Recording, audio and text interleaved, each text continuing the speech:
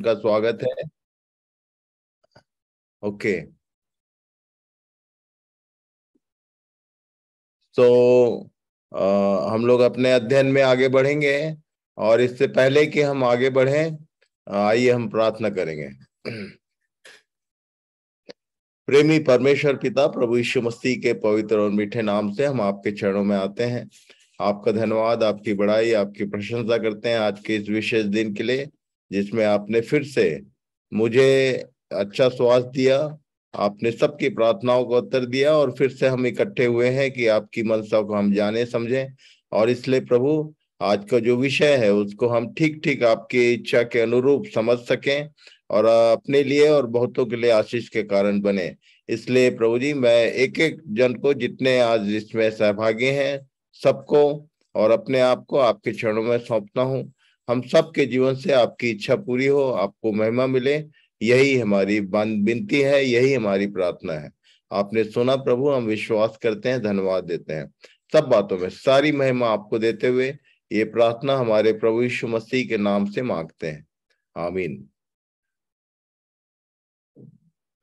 So we will read it from screen. जी ma'am. भजन संहिता 46 का 4।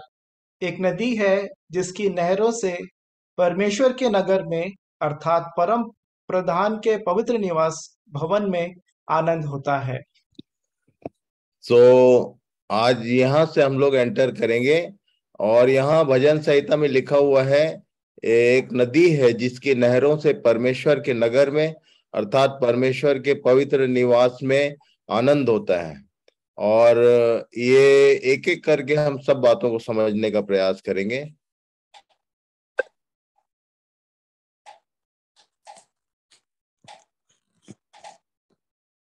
पढ़िए, ये नगर किसको बोलता है? प्रकाशित वाक्य 21:1 और 2 वचन। फिर मैंने नए आकाश और नई पृथ्वी को देखा, क्योंकि पहला आकाश और पहली पृथ्वी जाती रही थी और समुद्र भी न रहा। फिर मैंने पवित्र नगर नए यरूशलेम को स्वर्ग पर से परमेश्वर के पास से उतरते देखा, और वह उस दुल्हन के समान थी जो अपने पति के लिए श्रृंगार किए हो। इसको बाइबिल बताती है कि ये परमेश्वर का नगर, पवित्र नगर जो उसके पास है, और वो यहाँ प्रकाशित वाक्य में नीचे आ रही है। और उसके 9 और 10 पद में इसको एक्सप्लेन किया उसने। क्या लिखा है? फिर जिन 7 स्वर्गदूतों के पास 7 पिछली विपत्तियों से भरे हुए 7 कटोरे थे, उनमें से एक मेरे पास आया और मेरे साथ बातें करके कहा, इधर आ, मैं तुझे दुल्हन अर्थात मेमने की पत्नी दिखाऊंगा।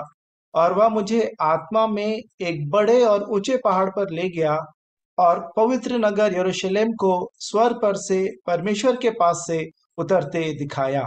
तो इस बात को, ये वर्सेस बताते हैं कि ये जो दुल्हन है, जो कलीसिया है, जिसको हम कलीसिया के नाम से जानते हैं, उसको यहाँ पर प्रकाशित वाक्य में पवित्र नगर यरूशलेम कहा गया है।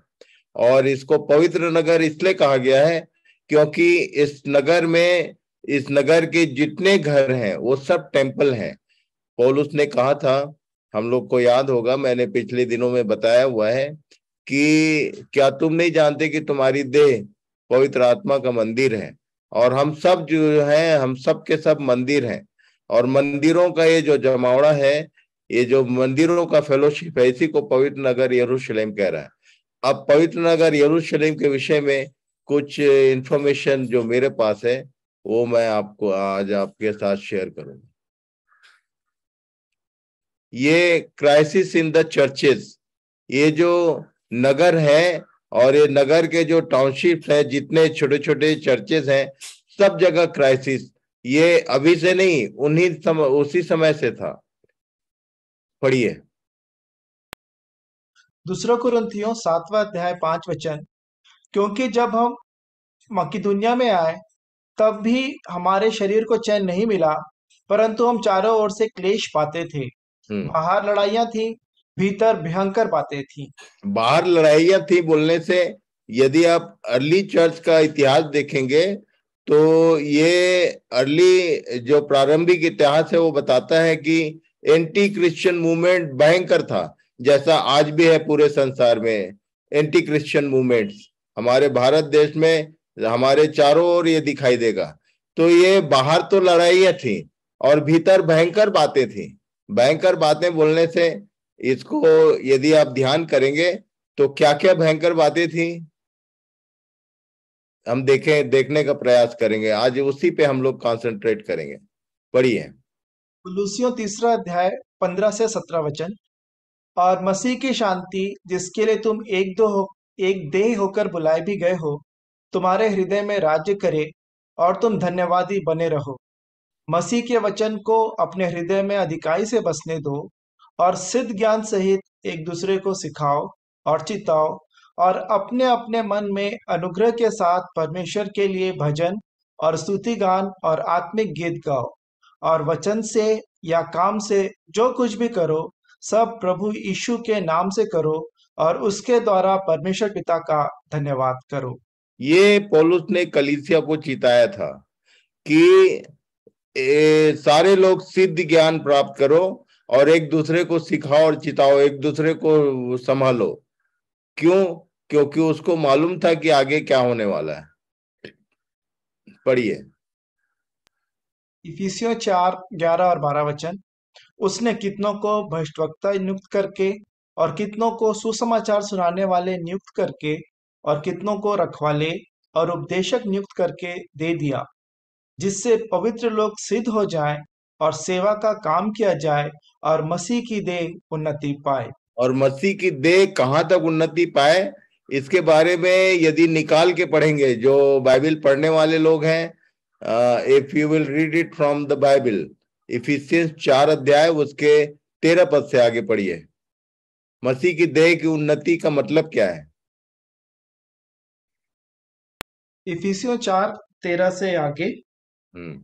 जब तक कि हम सब के सब विश्वास और परमेश्वर के पुत्र की पहचान में एक न हो जाएं, और हम्म। एक सिद्ध मनुष्य न बन जाएं, और हाँ। मसीह के पूरे दिल डौल तक न बढ़ जाएं, आगे। और ताकि हम ताकि हम आगे को बालक न रहें, जो मनुष्यों की ठग विद्या और चतुराई से, उनके भ्रम की युक्तियों के और उपदेश के हर एक झोंके से उछाले और इधर उधर घुमाए जाते हों। It was and it is, ये दो अभी भी, ये समस्या पहले भी थी अभी भी है कि उपदेशों के बयारों से उछाले जाते हैं। कौन लोग?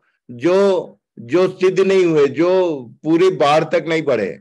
इसलिए वो कह रहा है कि ये सिद्ध ज्ञान सहित एक दूसरे को सिखाओ, चिताओ और एक दूसरे का ख्याल करना है। पढ़िए। इब्रानियों 5:11 से 13। इसके विषय में हमें बहुत सी बातें कहनी है, जिनका समझना भी कठिन है, इसलिए कि तुम ऊंचा सुनने लगे हो। हम्म। स- समय के विचार से तो तुम्हें गुरु हो जाना चाहिए था। तो अभी क्या यह आवश्यक है कि कोई तुम्हें परमेश्वर के वचनों की आधी शिक्षा फिर से सिखाए? और ऐसे हो गए हो कि तुम्हें अन्न के बदले अब तक दूध ही चाहिए। क्योंकि दूध पीने वाले बच्चे को तो धर्म के वचन की पहचान नहीं होती, क्योंकि वह बालक है। पर अन्न सयानों के लिए है, जिनके ज्ञानेंद्रिय अभ्यास करते करते भले बुरे में भेद करने के लिए पक्के हो गए हैं। वचन की आदि शिक्षा, मैं आपको बताना चाहता हूं कि आदि शिक्षा क्या थी वचन की। यीशु ने जब प्रचार करना आरंभ किया तो कहा मन फिराओ। अभी भी यदि आपको मन फिराओ का संदेश दिया जा रहा है तो आप बालक हैं, और बालक को धर्म के वचन की पहचान होती नहीं है। इसलिए ये बोल रहे हैं कि अन्न सयानों के लिए है, जिनके ज्ञानेंद्रियां अभ्यास करते करते भले और बुरे में भेद करने के लिए पक्के हो गए हैं। ये एक बात इस बार के अध्ययन में इस बात को ध्यान रखना है कि ये एड्रेस किसको कर रहा है। जब भी पत्रियां पढ़ते हैं आप इस बात को ध्यान रखिए कि पत्रियां जो है कॉमन नहीं है, फॉर ऑल नहीं है। कोई कलीसिया के लिए है, कोई इंडिविजुअल है, और ये बातें कलीसियाई हैं। कलीसिया के एक एक जन को ये कह रहा है कि तुम ऊंचा सुनने लगे हो, और समय के विचार से तो तुमको गुरु हो जाना चाहिए था, पर तुमको अभी भी तुमको दूध ही चाहिए, आरंभिक बातें चाहिए। आरंभिक बातें क्या है, हम लोग सब, मैं विश्वास करता हूं कि अब तो हम लोग को समझ में आता होगा। पढ़िए। यदि यदि ज्ञानेंद्रियां सयानापन तक नहीं गए तो ये काम नहीं हो सकता। पढ़िए। इब्रानियों 12:15 से 17। ध्यान से देखते रहो, ऐसा न हो कि कोई परमेश्वर के अनुग्रह से वंचित रह जाए या कोई कड़वी जड़ फूट कर कष्ट दे और उसके द्वारा बहुत से लोग अशुद्ध हो जाएं। ऐसा न हो कि कोई जन व्यभिचारी, कष्ट, दुष्ट एसाव की नाई धर्मी हो, जिसने एक बार के भोजन के बदले अपने पहलौठे होने का पद बेच डाला। तुम जानते तो हो कि बात को जब उसने आशीष पानी चाहिए तो अयोग्य गिना गया, और आंसू बहा बहा कर खोजने पर भी मन फिराव का अवसर उसे ना मिला। तो परमेश्वर का वचन चिताता है कि ध्यान से देखो कि कोई कड़वी जड़, ये कड़वी जड़ क्या होती है? ये जो फॉल्स डॉक्ट्रिन्स होते हैं, मैं आपको बताना चाहता हूं कि ये अंदर अंदर बढ़ता है, बाहर दिखता नहीं है। जब उसका रिजल्ट आने लगे, जब पेड़ बड़ा हो जाए तब समझ में आएगा, तब तक जड़ जो है मजबूत हो गया। इसलिए कड़वी जड़ को ध्यान से देखने का है। कोई पहले वचन को यदि ध्यान करेंगे आप, तो ये सब चेतावनी दिया हुआ है। पढ़िए। 4 people said about end time: Jesus, Paul, Peter and fourth Jude। चार ये लोगों ने इन लोगों ने नए नियम में, वैसे पुराने नियम में बहुत सारे लोगों ने बोला है, पर नए नियम में स्पेशली इन चारों ने इस बात पे वजन बनाया कि क्या होने वाला है। यहूदा ने तो क्लियर लिखा, क्या लिखा? कितने ऐसे मनुष्य चुपके से हमें आ मिले हैं, जिनके इस दंड का वर्णन पुराने समय में पहले ही से लिखा गया था। हम्म। ये ये भक्तिहीन है और हमारे परमेश्वर के अनुग्रह को लुचपन में बदल डालते हैं, और हमारे अद्वैत स्वामी और प्रभु यीशु मसीह का इनकार करते हैं।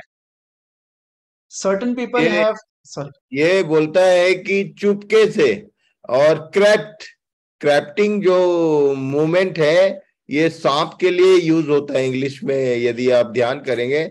Certain people have crept in unnoticed, बता के नहीं घुसते हैं। पढ़िए। उत्पत्ति 2:5 से 10। परंतु कैन और उसकी भेंट को उसने ग्रहण न किया। तब कैन अति क्रोधित हुआ और उसके मुंह पर उदासी छा गई। तब यहोवा ने कैन से कहा, तू क्यों क्रोधित हुआ और तेरे मुंह पर उदासी क्यों छा गई है? यदि तू भला करे तो क्या तेरी भेंट ग्रहण न की जाएगी? और यदि तू भला ना करे तो पाप द्वार पर छिपा रहता है और उसकी लालसा तेरी ओर होगी और तू उस पर प्रभुता करेगा। तब कैन ने अपने भाई हाबिल से कुछ कहा, और जब वे मैदान में थे तब कैन ने अपने भाई हाबिल पर चढ़कर उसे घात किया। तब यहोवा ने कैन से पूछा, तेरा भाई हाबिल कहाँ है? उसने कहा, मालूम नहीं, क्या मैं अपने भाई का रखवाला हूँ? उसने कहा, तूने क्या किया है? तेरे भाई का लहू भूमि में से मेरी ओर चिल्लाकर मेरी दुहाई दे रहा है। मैं आपको बताना चाहता हूं कि कलीसिया को ब्रदरहुड कहा जाता है। यीशु ने कहा था कि कोई पिता नहीं कहलाना, तुम सब मेरे कारण भाई हो। और केवल पिता परमेश्वर ही पिता है, और हम सब एक दूसरे के रखवाली करने वाले लोग हैं। आप ध्यान से देखो कि आप यदि सही जगह पे हो तो आपका एक कोई भाई इधर उधर दाएं बाएं तो नहीं है। और इसलिए एक दूसरे की सुधि लेने, सहायता करने की बात कलीसिया में कही गई है। आज बहुत सारे लोगों से यदि पूछेंगे कि भाई तेरा फलाना भाई कहाँ है, तो हमारे पास भी शायद इसी तरह का आंसर होगा, दैट्स नॉट गुड। क्या लिखा?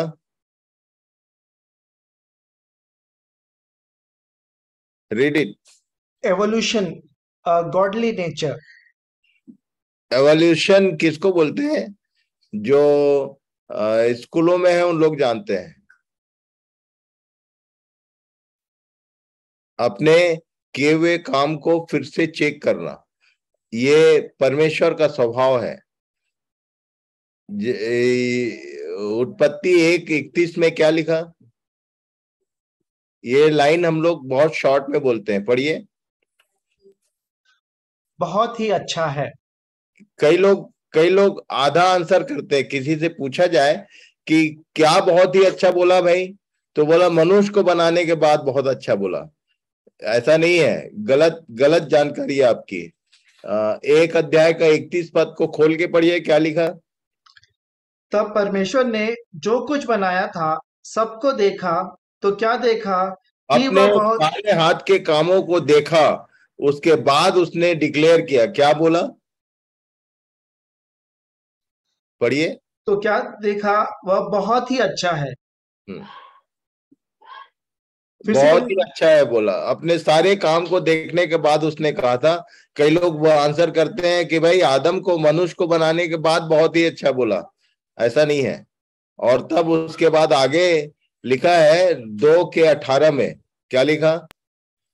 फिर यहोवा परमेश्वर ने कहा, आदम का अकेला रहना अच्छा नहीं। परमेश्वर ने जब सब कामों को अच्छा कहा था, तो ये एक काम कैसा रह गया कि अच्छा नहीं है?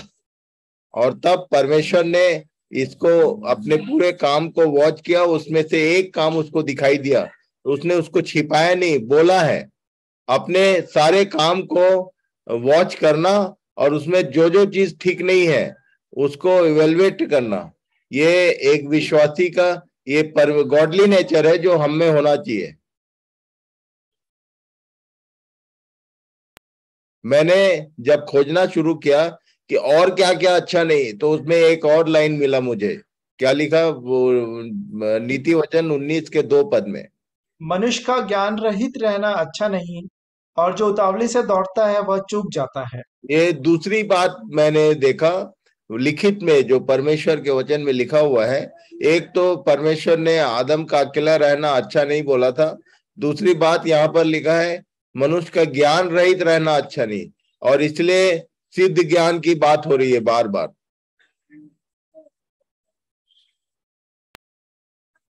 क्या लिखा? Evaluation in the church. First, पहला थिस्सलुनीकियों 5वां अध्याय 21 वचन। सब बातों को परखो, जो अच्छी है उसे पकड़े रहो। जो सब बातों को परखने का है, जो भी हमारे चारों तरफ है, हमारे विश्वास से जुड़ी हुई कोई भी बात, ध्यान से देखो कि वो बाइबल के अनुरूप है या कड़वी जड़।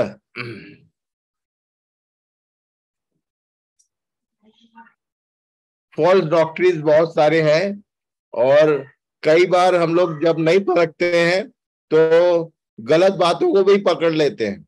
यहाँ पर कलीसिया को चिताया था पौलुस ने कि जो अच्छी है उससे पकड़े रहो, और जो बातें उचित नहीं है उसको छोड़ते जाओ। पढ़िए। दूसरा कुरिन्थियों 10वां अध्याय 3 से लेके 5 तक। क्योंकि यद्यपि हम शरीर में चलते फिरते हैं, तो अभी शरीर के अनुसार नहीं लड़ते। क्योंकि हमारी लड़ाई के हथियार शारीरिक नहीं, पर गढ़ों को ढा देने के लिए परमेश्वर के द्वारा सामर्थी हैं। सो हम कल्पनाओं को और हर एक ऊंची बात को जो परमेश्वर की पहचान के विरोध में उठती हैं, खंडन करते हैं, और हर एक भावना को कैद करके मसीह का आज्ञाकारी बना देते हैं। ये है मुख्य क्राइसिस आज के दिन, जो मैं आपको ध्यान दिलाना चाहता हूँ। मुझे अलग अलग स्टेट से कई बार कई लोगों का फोन आया बीते दिनों में कि भैया बहुत परेशानी है, और ये परमेश्वर के पहचान के विरोध की बातें आ रही हैं। जो बात हम बचपन से जानते हैं, जो यीशु ने कहा, परमेश्वर को उसने कभी माता नहीं कहा, उसने कहा हे पिता। हमेशा उसने पिता एड्रेस किया। और हम जानते हैं कि परमेश्वर जो है वो फीमेल पर्सन नहीं है, बाइबिल ये बताती है। पर कई लोग इसी बाइबिल को लेकर परमेश्वर को मदर गॉड करके कलीसियाओं के बीच में, विश्वासियों के बीच में घूम घूम के बता रहे हैं। पहले आया था यहोवा विटनेस, फिर उसके बाद ओनली जीसस, और अभी आए हैं ये मदर गॉड थ्योरी। ये कड़वी जड़ है जो फैल रही है चारों तरफ। और इसलिए यदि आप मजबूत नहीं हैं, आप यदि मजबूत होंगे, परमेश्वर के वचन की शिक्षा सही होगी, तो ही इन सब बातों को, ये पौलुस कह रहा था, हमारी लड़ाई के हथियार शारीरिक नहीं पर गढ़ों को ढा देने के लिए परमेश्वर के द्वारा सामर्थ्य है। सो हम कल्पनाओं को और हर एक ऊंची बात को जो परमेश्वर की पहचान के विरोध में उठती है खंडन करते हैं। आप एक ऐसे विश्वासी बनो जो परमेश्वर के वचन का इतना ज्ञान रखे कि वो परमेश्वर की पहचान के विरोध में यदि कोई बात आ रही है तो उसका खंडन कर सके, और हर एक भावना को कैद करके मसीह का आज्ञाकारी बना सको। आप पढ़िए। यूहन्ना 4 उसका 10वां वचन। यीशु ने उत्तर दिया, यदि तू परमेश्वर के वरदान को जानती और यह भी जानती कि वह कौन है जो तुझसे कहता है मुझे पानी पिला, तो तू उससे मांगती और वह तुझे जीवन का जल देता। स्त्री ने उससे कहा, हे प्रभु, तेरे पास जल भरने को तो कुछ है भी नहीं और कुआं गहरा है, तो फिर वह जीवन का जल तेरे पास कहाँ से आया? क्या तू हमारे पिता याकूब से बड़ा है, जिसने हमें यह कुआं दिया और आप ही अपने संतान और अपने ढोरों समेत उसमें से पिया? यीशु ने उसको उत्तर दिया कि जो कोई यह जल पिएगा वह फिर प्यासा होगा, परंतु जो कोई उस जल में से पिएगा जो मैं उसे दूंगा वह फिर अनंत काल तक प्यासा न होगा, वरन जो जल मैं उसे दूंगा वह उसमें एक सोता बन जाएगा जो अनंत जीवन के लिए उमड़ता रहेगा। ये स्त्री से यीशु ने कहा था यूहन्ना 4 अध्याय में कि जो ये जल पिएगा जो मैं दूंगा उसके हृदय में से सोता बन जाएगा जो अनंत जीवन के लिए उमड़ता रहेगा। परंतु इसी के 7 अध्याय उसके 37 और 38 पद में कुछ और लिखा। पढ़िए। फिर पर्व के अंतिम दिन, जो मुख्य दिन है, यीशु खड़ा हुआ और पुकार कर कहा, यदि कोई प्यासा हो तो मेरे पास आकर पिए। जो मुझ पर विश्वास करेगा, जैसा वह पवित्र जैसा पवित्र शास्त्र में आया है, उसके हृदय में से जीवन के जल की नदियां बह निकलेंगी। और तब वो जो वर्ष हम लोग पढ़ रहे हैं उसको समझने के लिए इस बात को ध्यान करना जरूरी है कि परमेश्वर के नगर में एक नदी है जिसकी नहरों से आनंद होता है, परेशानी नहीं होती, आनंद बढ़ता है। और इसलिए इस बात को समझना जरूरी है कि ये जो सोता है वो नदी कैसे बनता है। ये एचकेएल 47 में ये सोते का नदी में कन्वर्ट कैसे होता है उसका पूरा वर्णन पढ़िए। पढ़िए। यह हिजकेल 47 एक वचन से आगे। फिर वह मुझे भवन के द्वार पर लौटा ले गया और भवन की डेवढ़ी के नीचे से एक सोता निकलकर पूर्व ओर बह रहा था। भवन का द्वार तो पूर्वमुखी था और सोता भवन के पूर्व और वेदी के दक्षिण नीचे से निकलता था। Then he brought me यहाँ back। लिखा हुआ है कि ये जो सोता है वो जो परमेश्वर का भवन है, परमेश्वर का मंदिर है, उसके नीचे नीचे से निकलता है। ये ध्यान देना, डेवड़ी के नीचे से एक सोता निकलकर पूर्व की ओर बह रहा है।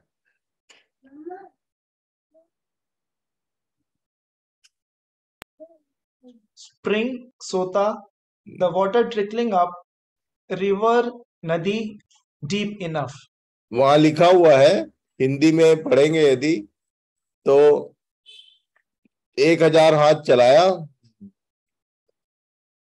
इसको पढ़ लीजिए पहले। पहला कुरिन्थियों 3 का 16। क्या तुम नहीं जानते कि तुम परमेश्वर का मंदिर हो और परमेश्वर का आत्मा तुम में वास करता है? हम्म। आगे क्या तुम 6। नहीं 6 का 19। क्या तुम नहीं जानते कि तुम्हारी देह पवित्र आत्मा का मंदिर है जो तुम में बसा हुआ है और तुम्हें परमेश्वर की ओर से मिला है और तुम अपने नहीं हो?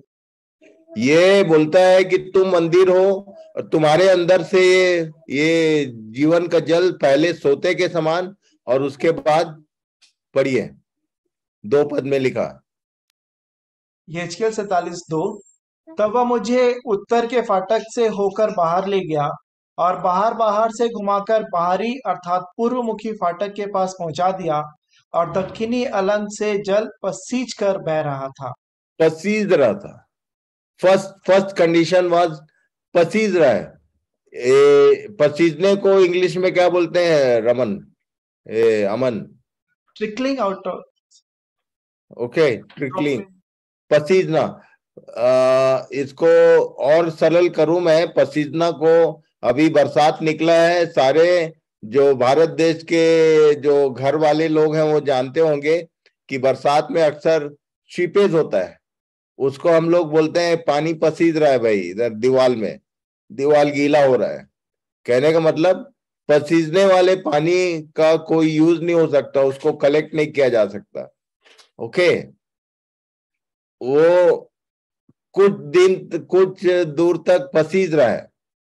और उसके बाद क्या लिखा? एचकेएल 47:3। जब वह पुरुष हाथ में मापने की डोरी लिए हुए पूर्व ओर निकला, तब उसने भवन से लेकर 1000 हाथ तक उस सोते को मापा और मुझे जल में से चलाया, और जल टखनों तक था। तो मैं इसका अर्थ समझाते चलूं। यदि पसीज रहा है का मतलब लोगों को, दूसरे लोगों को फील हो रहा है कि इस व्यक्ति में से कुछ तो बात है, कुछ फर्क है, कुछ जीवन का जल दिखाई देता है, पर वो किसी दूसरे के लिए काम का नहीं है। पर जब एक व्यक्ति जल टखनों तक का मतलब चलना शुरू किया, अब जब वो चलना शुरू करता है, 1000 हाथ तक सोते को नापा, अब वो चलना शुरू किया। जब शुरू में आपके पास परमेश्वर का वचन आता है तो हम चलते नहीं है, केवल सीखते हैं। और हमारे पास केवल परमेश्वर के वचन का एक अनुभव होता है सीखने का। या यहाँ क्या लिखा? 4 पद। उसने फिर 1000 हाथ मापकर मुझे जल में से चलाया, और जल घुटनों तक था। ये और टकने के बाद घुटना आया। मैं घुटने के बारे में ज्यादा कुछ नहीं कहूंगा। हम लोग सब जानते हैं घुटना मसीही जीवन में प्रार्थना का जीवन होता है।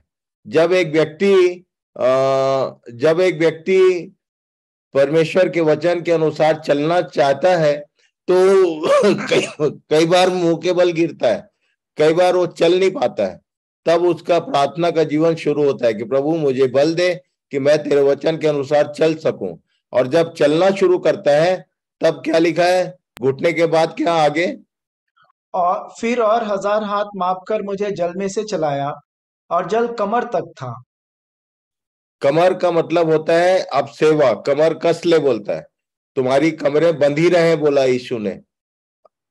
और तब ये जो जीवन है ऐसे बढ़ता है।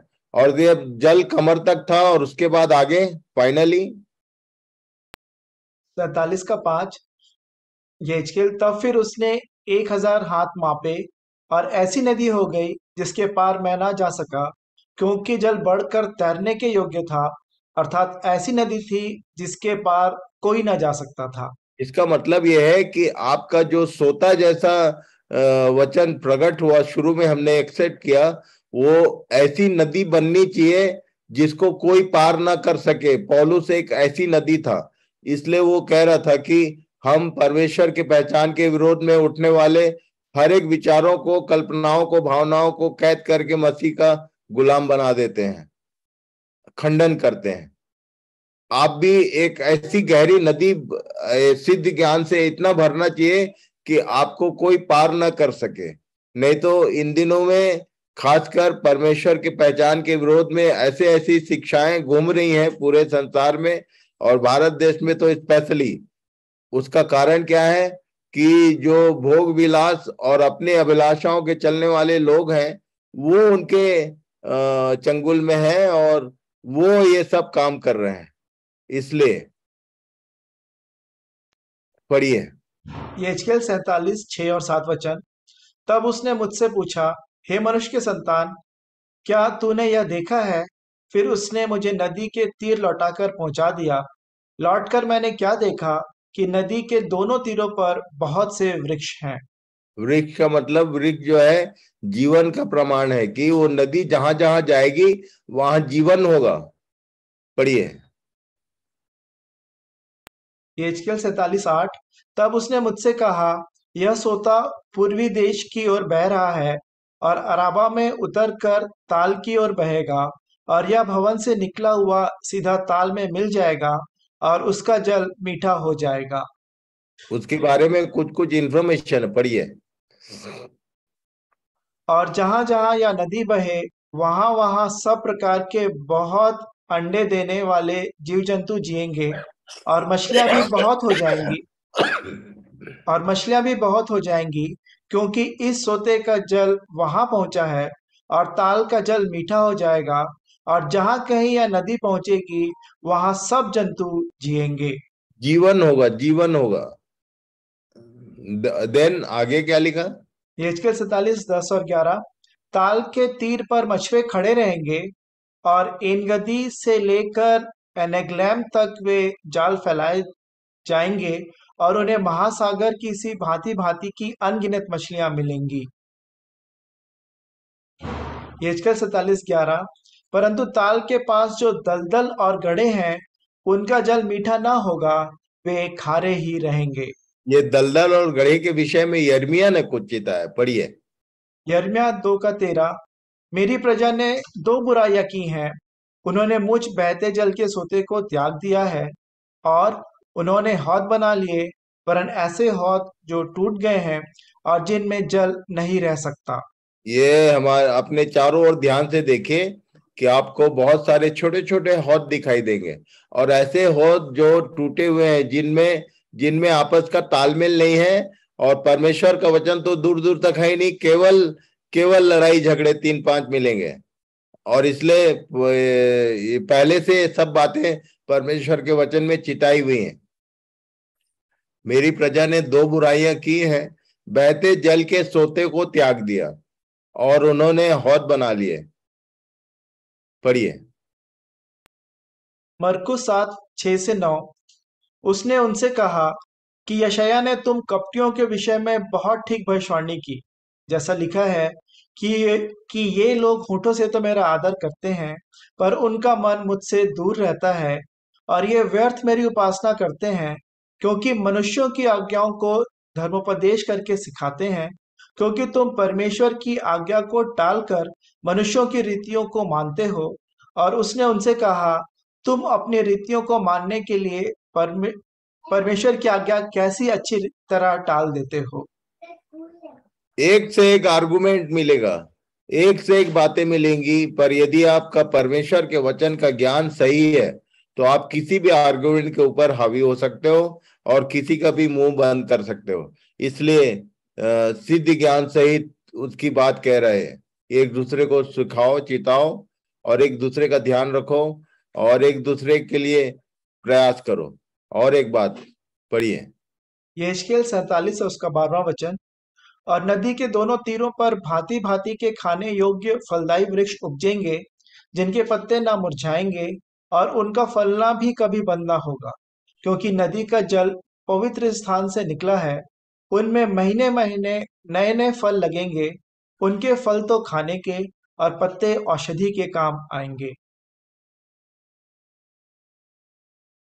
47 का 5 वचन। तब फिर उसने 1,000 हाथ मापे, और ऐसी नदी हो गई जिसके पार मैं ना जा सका, क्योंकि जल बढ़कर तैरने के योग्य था, अर्थात ऐसी नदी थी जिसके पार कोई ना जा सकता था। बस इसी बात पर आज का हमारा ध्यान रहना चाहिए कि आपको भी वहां तक पहुंचने का है। पढ़िए। दूसरा कुरिन्थियों 10:4 और 5 वचन। क्योंकि हमारी लड़ाई के हथियार शारीरिक नहीं, पर गढ़ों को ढा देने के लिए परमेश्वर के द्वारा सामर्थी हैं। सो हम कल्पनाओं को और हर एक ऊंची बात को जो परमेश्वर की पहचान के विरोध में उठती है, खंडन करते हैं, और हर एक भावना को कैद करके मसीह का आज्ञाकारी बना देते हैं। यहां तक पहुंचने की जरूरत है कलीसिया के हर विश्वासी को।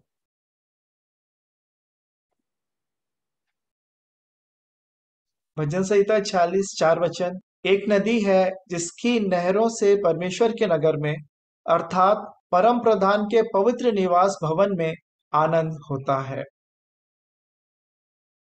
पढ़िए। Irrigation system of God. ये एक तो पहली बात, नदी बनी कि नहीं, और यदि नदी है तो क्या लिखा है यहाँ भजन संहिता 65 उसके 9 और 10। पढ़िए। तू भूमि की सुधि लेकर उसको सींचता है, तू उसको बहुत फलदायक करता है। परमेश्वर की नहर जल से भरी रहती है। तू पृथ्वी को तैयार करके मनुष्यों के लिए अन्न को तैयार करता है। तू रेघारियों को भली भांति सींचता है और उनके बीच की मिट्टी को बैठाता है। तू भूमि को मेंह से नरम करता है और उसकी उपज पर आशीष देता है। मैं एक बात बताना चाहता हूं यहाँ पर। परमेश्वर की नहर जल से भरी रहती है, नहर की बात कर रहे हैं। यदि नदी खेतों में घुस जाए तो खेतों का हुलिया बिगड़ जाता है। नदी को खेत में कभी ले जाया नहीं जाता। और यदि नदी का पानी, खासकर अभी नॉर्थ वाले समझेंगे इसको कि बरसात का समय है और बाढ़ का सीजन है। जब बाढ़ आती है और नदी का पानी जब ओवरफ्लो होने लगता है और बाढ़ से खेती पूरी समाप्त हो जाती, खेत बह जाते हैं। परमेश्वर की खेती में नहर चाहिए, नदी नहीं। और इसलिए इस बात को समझना है कि यदि नदी है बड़ी तो नदी के साथ में डैम बनता है और डैम से ही नहर निकलती है। इरिगेशन सिस्टम, यदि मैं जहां था कोरबा में, हमारे वहां पर इरिगेशन सिस्टम है, नदी में बांध बंधा हुआ है। और तब जो कोरबा एरिया के लोग हैं उनको ठीक से ये बात समझ में आएगी कि पढ़िए। यशायाह 33:20 और 21 वचन। हमारे पर्व के नगर सियोन पर दृष्टि कर, तू अपनी आंखों से यरूशलेम को देखेगा। वह विश्राम का स्थान और ऐसा तंबू है जो कभी गिराया नहीं जाएगा, हम्म। जिसका कोई खूंटा कभी उखाड़ा ना जाएगा और ना कोई रस्सी कभी टूटेगी। वहां महाप्रतापी यहोवा हमारे लिए रहेगा। वह बहुत बड़ी बड़ी नदियों और नहरों का स्थान होगा, जिसमें टाड़ वाली नाव ना चलेगी और ना शोभायमान जहाज उसमें से होकर जाएगा। इन बातों को यदि ध्यान करेंगे तो बहुत सारी बातें आपको और प्लस होंगी। मैं केवल नदियों और नहरों के विषय में बता रहा हूं कि ये जो शिपेज के रूप में शुरू होता है वो नदी बननी चाहिए और नदी के बाद नहर में कन्वर्ट होना चाहिए और नहर से ही, पढ़िए, ये मेरे ख्याल से ये विजन क्लियर है, अमन? जी जी। डैम इसके। डैम में ये ब्रिज दिख रहा है और बैराज दिख रहा है और जो मेन गेट है कुछ दिख रहे हैं। और यदि उधर सीधे देखेंगे तो वाटर जो स्टोरेज होता है वो पीछे साइड होता है। और उसके बाद ये नहर है और नहर भी सीधे, बड़ी नहर जो है वो खेतों में नहीं ले जाई जाती है। और एक चीज और बता दूं मैं, नेविगेशन एक्वेडक्ट्स बोलते हैं, समटाइम्स कॉल्ड वाटर ब्रिज। ये अंडरग्राउंड भी होता है और ऊपर से भी होता है। जैसे यहाँ पर ऊपर से है, पर कोरबा वाले जानते हैं कि जब नदी को क्रॉस करता है कैनाल तो नीचे से भी ले जाते हैं। और खेतों तक इस तरह से छोटी पतली नाली जाती है, वही वही काम की होती है।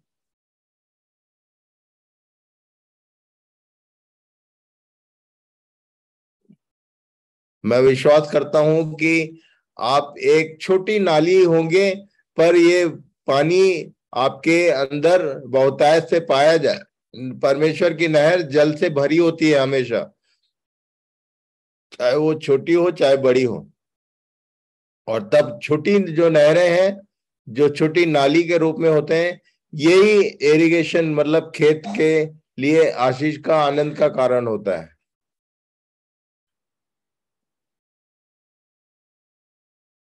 तो मेरा एक ही कहना है कि परमेश्वर के वचन को ठीक ठीक अध्ययन कीजिए।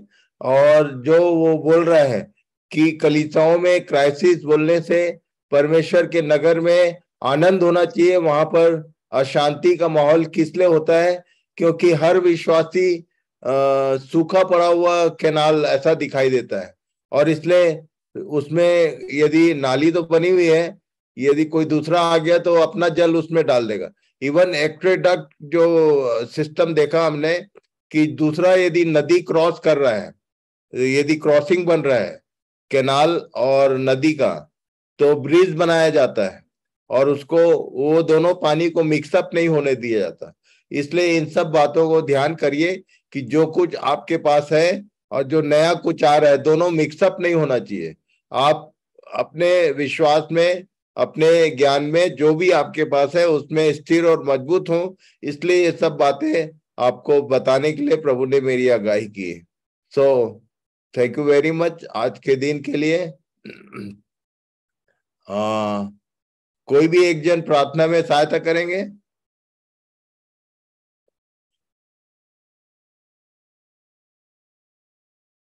मैं प्रार्थना करूं भैया? करो। सर्वशक्तिमान प्रेमी दयालु पिता परमेश्वर जी, मैं आपके चरणों को तले आती हूँ। मेरे उद्धार करता, मेरे राजा यीशु नासरी के नाम से धन्यवाद देती हूँ। पिता परमेश्वर जी, आज आपने दिन भर हमारी रक्षा की, हमारी सहायता की पिता परमेश्वर। और पुनः आज इस शनिवार की बेला, संध्या की बेला में हम सभी को एक बार पुनः भैया के साथ इस जूम मीटिंग के द्वारा वचन को सुनने का आपने हमें एक अवसर को प्रदान किया। मेरे भैया जी को आपने उत्तम स्वास्थ्य को दिया और आज के दिन प्रभु जी वो बहुत अच्छी तरह की आपके वचन को बोलने पाए। प्रभु जी, मैं धन्यवाद देती हूँ। पिछले दिनों से आज उनकी आवाज बहुत अच्छी है, आपने उन्हें उत्तम स्वास्थ्य को दिया प्रभु, इसलिए मैं आपको सारी महिमा देती हूँ। आज सुंदर वचन, उस भेद भरी बातों को हमने सीखा, वह कड़वी डाह और वो नदी वाली बात प्रभु जी, सचमुच में आज मेरा मन आनंद से भर गया। सचमुच पिता परमेश्वर, आज हमें जरूरत है आपके साथ चलने की, वचन के अनुसार प्रभु जी, आपके आत्मा की अधीनता में चलने की। आज जितने भी आज 74 लोग जुड़े हैं प्रभु जी, हर एक के लिए प्रार्थना करती हूँ, जहां भी रहते प्रभु इस वचन को लोगों तक पहुंचा सके। और पिता परमेश्वर, हम आपके साथ साथ चल सके, आत्मा की अगुवाई में प्रभु जी चल सके, और सचमुच में जो हथियार प्रभु जी आपने हमें दिया है प्रभु जी, इसका हम सही इस्तेमाल कर सके और लोगों को वचन की भेद भरी बातों को पहुंचा सके, सिखा सके। हम पर इतना अनुग्रह कीजिए पिता परमेश्वर। मैं धन्यवाद देती हूँ विशेष बेटा के लिए, क्योंकि बाइबल अध्ययन में अगुवाई करते हैं, वो जहां भी रहते हैं उनकी आप सहायता कीजिए। आज जितने लोग भी आज वचन को सुने प्रभु जी, हर एक परिवार में यदि कोई बीमार है, यदि कोई दुख मुसीबत में गुजर रहा है प्रभु जी, आप उन्हें चंगाई दीजिए। आर्थिक समस्या में है तो उनकी समस्याओं को दूर कीजिए, मानसिक समस्या में है तो मानसिक समस्या से प्रभु जी उन्हें आजाद कीजिए, और शारीरिक दुर्बलता है तो दुर्बलता को दूर कीजिए, क्योंकि आपने उन दुर्बलता को हर लिया प्रभु जी। मैं अपने भैया के लिए बड़े बोझ के साथ मैं ही नहीं, हम सभी प्रार्थना करते थे पिता परमेश्वर, इसलिए मैं धन्यवाद देती पिता परमेश्वर। आप दया कीजिए पिता परमेश्वर, हम पर अनुग्रह कीजिए और अपने आत्मा के अधीनता में रखिए पिता परमेश्वर। पिता परमेश्वर, मैं पुनः आज इस जूम की कलीसिया में जितने लोग जुड़ने पाए प्रभु जी, हर एक के लिए धन्यवाद देती हूँ पिता परमेश्वर। हर एक का जीवन आशीषमय हो, हम जहां भी रहे प्रभु जी एक जलते हुए दीप के नहीं दिखाई दें, और प्रभु जी आपको हम महिमा दें। जब हम रात्रि में सोते हैं, अपने स्वप्न और दर्शन के द्वारा बातें कीजिए पिता परमेश्वर। हम इन दिनों में देखते हैं कि छत्तीसगढ़ में बहुत सतावा हो रहा है प्रभु जी, मेरे प्रिय लोग जहां कहीं भी रहते हैं प्रभु जी, इनमें से हर एक लोग प्रभु जी, हमारा जीवन ऐसा हो कि हम जलते हुए ज्योति के समान दिखाई दें, ताकि लोग प्रभु जी हमें देख करके आपको देख सके। हमें इतना योग्य बनाई प्रभु जी, इतनी दया कीजिए पिता परमेश्वर हम पर। पिता परमेश्वर, मैं प्रार्थना करती हूँ पुनः मेरे भैया के लिए, उन्हें आप उत्तम साथ दीजिए। मैं उन्हें पूरी तरह से चंगा होने की घोषणा करती हूँ, अच्छे से चलने पाए प्रभु जी। जो आज व्हील चेयर में बैठे प्रभु जी, आपने प्रभु जी जब थे दुनिया में आश्चर्य कर्म करते थे पिता परमेश्वर, आज मैं वही चंगाई को मेरे भैया के जीवन में चाहती हूँ। एक दिन होगा प्रभु, मेरे भैया के कमर में, टकने में बल आएगा पिता परमेश्वर, और वे चलने पाएंगे पिता परमेश्वर, मेरा पूरा विश्वास है। इसलिए आपके दास को और हमें से जितने जुड़े हैं प्रभु जी, हर एक आपके चरणों में समर्पित होते हैं। हमें हर एक को प्रभु जी प्रार्थना का मन दे, बोझ के साथ आज विश्व के लिए प्रार्थना करें प्रभु जी। आपके नाम से लोग सताए जा रहे हैं, आज मैं प्रार्थना करती प्रभु जी हर एक लोग बचाया जाए, उद्धार पाए। जो आपकी योजना है प्रभु जी, आपने मेरे भैया के जैसा और कई लोगों को चुना है, जो ऐसा जूम और गूगल मीट के द्वारा लोगों को सिखा रहे, चिता रहे प्रभु। मैं धन्यवाद देती हूँ। आज हमारे सरेपाली बसना क्षेत्र में कितने अन्य जाति लोग हैं जो गुप्त चेले प्रभु जी, मैं धन्यवाद देती पिता परमेश्वर की अन्य जाति के लोग धारे के नहीं प्रभु जी, वचन को सुने प्रभु जी। मैं धन्यवाद देती हूँ आज इस तरह हर एक जगह आपकी वेदारी आने पाए। भारत हमारा जो हिंदू राष्ट्र बनने के लिए कहा जा रहा है, मसीह राष्ट्र बनने की घोषणा करती हूँ, मसीह राष्ट्र बनने की घोषणा करती, हर एक को मन फिरा के मैं घोषणा करती पिता परमेश्वर। दया कीजिए पिता परमेश्वर, दया कीजिए पिता परमेश्वर। पुनः अपने भैया को आपके चरणों में समर्पित करती हूँ और इनकी उत्तम स्वास्थ्य की और चंगाई की घोषणा करते हुए प्रार्थना उद्धार करता यीशु नासरी के नाम से मांग, आमीन। आमीन। Thank you very much and God bless you all. Again अगले शनिवार को फिर से हम मिलेंगे। शालोम। शालोम। ओके, जय मसीह की। शालोम। शालोम भैया। Shalom. Shalom. Shalom. Shalom. Shalom भाई, प्रेज द लॉर्ड।